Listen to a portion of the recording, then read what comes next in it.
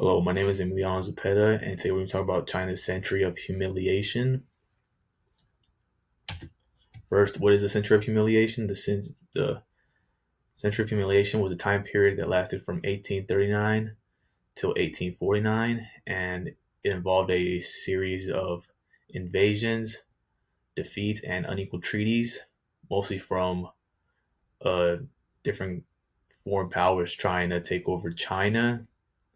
And the main focus is how China was weakened by foreign powers, those three main being Britain, France, and Japan. And then first up, we'll be talking about the Opium Wars, which lasted from 1839 till 1860. This was caused because China wouldn't exactly do what Britain told them as far as exporting goods from China happened, such as tea. And this caused Britain to retaliate and therefore started bringing opium into China and therefore caused a opium drug addiction in China. And this led to poverty in China and it caused them a lot economically. Therefore, China had to make the drug illegal, so people wouldn't be so dependent on that drug. And this forced China to open up their ports and listen to Britain. And next up, we'll be talking about the unequal treaties. And this mostly talks about a step down from the Opium Wars. This what happened after the Opium Wars. They lost control over trade and as well as an economic decline. And then there was a lot of social unrest in the country. And then most of the treaties favored Western nations such as Britain and France, which started all of this. And the Great Wall legacy. This was originally built to protect China from invasions, and the Qing dynasty uh, were the main ones that put the wall all together because before it was all separate parts of the wall. It stretches out over 13,000 miles, but there were different sections and they weren't all complete put together. So the Qing dynasty made them started the project to put all the walls together as one. And he really didn't do this the best way. He was really mean to his people, and that's really why he didn't last that long after his father. And the symbolism that the Great Wall represents is the defense, but modern China was vulnerable with it. And then next up, we'll be talking about the fall of the Qing dynasty that occurred in 1911.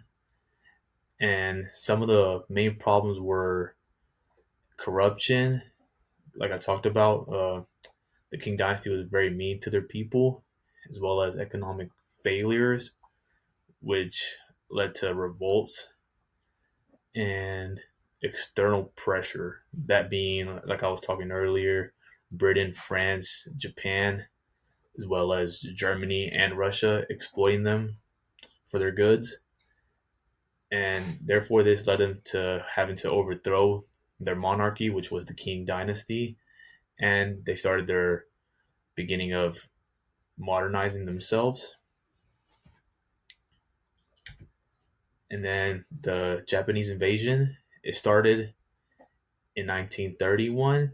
The main part that everybody knows about is the full scale invasion in Nanjing. It was a terrific massacre. They raped people, killed people, and just did horrible things to the people there. And it was one of the darkest times in their history. Even nowadays, they're very bitter whenever they talk to Japan because of what they did. And this finally stopped when the U.S. dropped a nuke in Japan, and then uh, Russia came in and took back over some of the land that Japan had taken, and that made them fully surrender.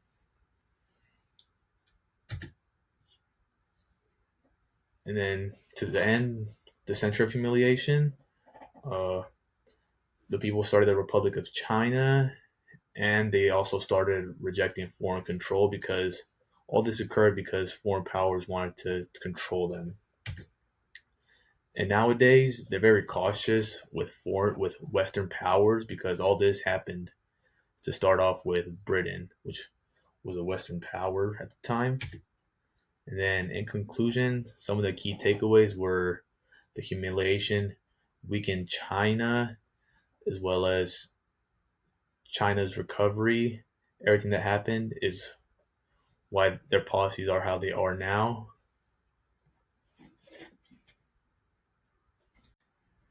Hello, my name is Emiliano Zapeta. Today I'll be talking about Gandhi Road to Freedom. This movie was released in 2009 and it depicts Gandhi's struggle for India's independence. It explores nonviolent resistance as well as talks about the British colonial rule and the power dynamics in India at that time. And then the main focuses that I'll be talking about is who dominated, who was dominated, and what impact Gandhi had on in India's independence. And then who were the dominators? The British Empire. They took control from 1858 till 1847. Some of the things that they caused were high taxes. They also exploited their economy and restricted their freedoms. Because how do you control a country? You restrict their freedoms. That's one of the easiest ways to do that. And then they use military force and legislation to maintain control, which we all know that military force is a very harsh way of keeping people in control. And then who are the people that were affected by this?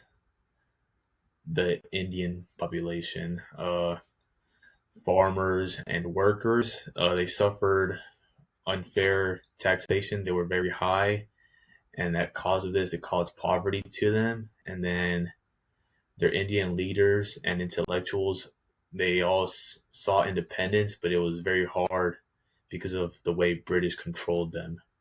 And then Gandhi, he was a big part in this. He came at it a different way with nonviolent protests, which watching this movie, I was surprised that that it worked really because most of the time it's, for example, in America, it was the Revolutionary War. We had to take it. It wasn't really nonviolent. And then how did the British rule India? They exploited India's raw materials and labor, that being their natural resources, and the people such as farmers with the high taxation and not being able to make much from their hard work. And they used different policies to divide rule and put them kind of against each other. And they arrested and detained anybody that wanted to fight for their freedom in India. And India remained economically dependent and politically oppressed because of what the way Britain was controlling everything. So they really didn't have a choice but to go with it. And some of Gandhi's nonviolent resistance, it advocated for civil disobedience and peaceful protests. It also led movements like the Salt March. And I got a quote here from Gandhi. It says, "I do not want my house to be walled in on all sides and my windows to be stuffed. I want the closures of all lands to be blown about my house as freely as possible, but I refuse to be blown off my feet by any." So he's basically just saying that he's, everybody deserves to be able to see all cultures, and don't need to, they don't think it's fair to be suppressed by British rule. And then some of the controversies around Gandhi were that they believed, like I was saying earlier, that their nonviolence protests were too passive. They didn't think it would do much. And then he also had disagreements with different leaders over caste issues. And then he also had accusations of being too accommodating to the British. So they were saying he was too nice to them. And a big thing that everybody talks about is, was he more so a hero or a flawed leader? I say he was a hero just because me personally, I wouldn't think about going at it as in a non-passive way to retaliate against another country. I say it was a different way of thinking it, of going about it. And then India's independence, they finally gained their independence in 1947, and partition leads to the creation of India and Pakistan. So their departure from that, India's independence leads to the creation of India and Pakistan. And Gandhi's leadership helped achieve independence, but could not prevent partisan violence. So as much as he wanted to be a nonviolent protester, it still didn't prevent the partition violence, which occurred after they got their independence. And then some of the modern relevance is listed